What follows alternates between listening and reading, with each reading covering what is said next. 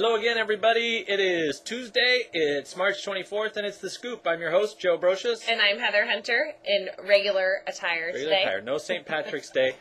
Sweeping legislation again coming from Capitol Hill. Following the passage of the bailout bill, Congress is now considering sweeping legislation called the Americans with No Abilities Act, or AWNAA. It's being hailed as a major legislative goal by advocates of the millions of Americans who lack any skills or ambition. Now, roughly 50% of Americans do not possess the competence and drive necessary to carve out a meaningful role for themselves in society, said House Speaker Nancy Pelosi. We can no longer stand by and allow people of inability to be ridiculed and passed over. Now, some details. Under the Americans with No Abilities Act, more than 25 million middleman positions would be created with important-sounding titles but no real responsibilities, thus providing an illusory sense of purpose and performance. And finally, the AWNAA Act contains tough new measures to make it difficult to discriminate against the non-abled, banning, for example, discriminatory interview questions such as, do you have any skills or experience which would relate to this job in any way? Said Senator Barney Frank, as a senator with no abilities, I believe the same privileges that elected officials enjoy ought to be extended to every American with no abilities. It's kind of funny being that Barney Frank and Nancy Pelosi were the big pushers of the Fannie Mae Freddie Mac reform in '03, trying to get everybody into home ownership. So yes. there you go. They got us here. They're doing their best to get us out. In a reaction to the current housing and mortgage markets, Fannie Mae has now come out with new, more restrictive guidelines on condominiums that everybody should understand.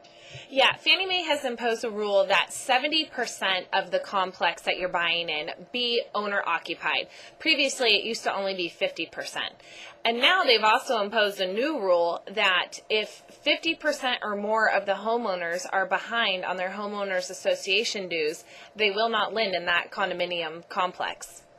So something to check out for both investors and homeowners. There are some great deals on condos, but there's also some gotchas both on your buying and if you're trying to sell it to somebody else down the road. Mm-hmm. So unless you spent last week under a rock, you heard that the feds announced that they were going to buy or spend billions in mortgage-backed securities, which in turn, at the end of last week, sent rates tumbling down below 5% again. Now, every time this happens or we get some kind of good news like this, the media jumps on and starts talking about rates around the 4% level. Well, all indications are that's probably not going to happen. Yeah, we did drop down into the high fours, and since then, we've slowly been losing everything that we gained. And the reasons for that are things that we've already discussed before, but we just want to reiterate. You know, lenders are at max capacity, so they're not passing the gains on to the consumer.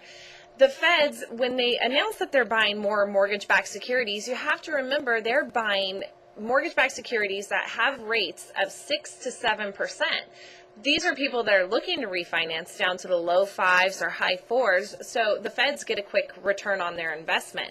But it just keeps a cap on how low rates can really go. Yeah, it's a smart move for the Fed because they're buying a rate at this and hoping to get cashed out quickly because when rates drop, these people are going to refi out of the security that they just purchased. But in turn, there's nobody to buy these securities down at the 4.5, high 4s, low 5 range, so they just sit there. So there's no pressure for rates to go lower than that. And there's also one other factor that we've also touched on is everyone has to keep in mind the stock market is at, you know, what people are thinking is going to be the lowest low. Of course, you know, it could still go down further, but a lot of analysts are saying we're at the low point. If that's the case, a lot of people are going to start flowing their money back into the stock market and out of the bond market, which will have our rates go higher. So we'll obviously be keeping an eye on rates and sending out any information that becomes available or we think is pertinent. Now, one thing that does come into play every time rates drop like this are Streamline refinances. So we wanted to cover a little bit about what those are, how you qualify, and what they're all about. So Heather, what exactly is Streamline Refinance? Yeah, this became real popular within the last year since so many people, when they've been buying in the last year, have taken FHA or VA loans. So a Streamline Refinance is for someone who has an FHA or VA loan, and it's basically almost like a no income, no asset loan, but it just has to be a benefit to the borrower. You either have to be lowering your rate, your payment, or coming out of an adjustable rate mortgage into a fixed. Now, say I'm doing a Streamline Refinance. Do I need to show a credit report, or do you need to pull a credit report on me? Yeah, most lenders now have actually changed that rule. We didn't used to have to pull credit, but they now do want us to pull credit, mainly just to look at the mortgage and make sure you're current. And a lot of them are requiring a 620 credit score. So current on your mortgage, you got to have at least a 620 credit score for a lot of people. Do I have to show my income or asset documentation?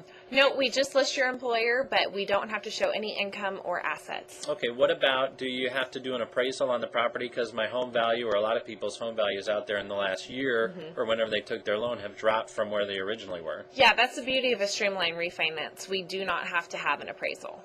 So what does it take to qualify then? What do you need from me if you don't need any of that stuff? Basically, I mean, just the credit, like I said, of about a 620 that you've been current on the mortgage. After that, we just need a copy of your photo ID, your mortgage note of the loan that you currently have, the closing statement from when you bought the house, and just sign the bunches of paperwork that we send. That's about it. So with rates in the high 4s right now, low 5s are where they've been hovering, if you can save at least 2% on your mortgage or on your former VA or FHA, it makes sense to do. So there's a link with what she just talked about is needed on that. If we can help in any way on that, let us know. All right, everybody, that's it for the scoop. Thanks for tuning in. Oh, and everybody, we have the link below for the Fannie Mae and Freddie Mac website, so you can go and input your mortgage information and find out if Fannie or Freddie owns your loan. You no longer have to wait for an email. So, and as always, if you have questions about a loan or loan modification, our information's right up above. Give us a call or shoot us an email. All right, we're here to help. Everybody have a good week. Have a great week. See you next week. Bye. Bye. Don't forget to forward us to a friend. If you're joining us for the first time, subscribe, and your comments and suggestions are always welcome.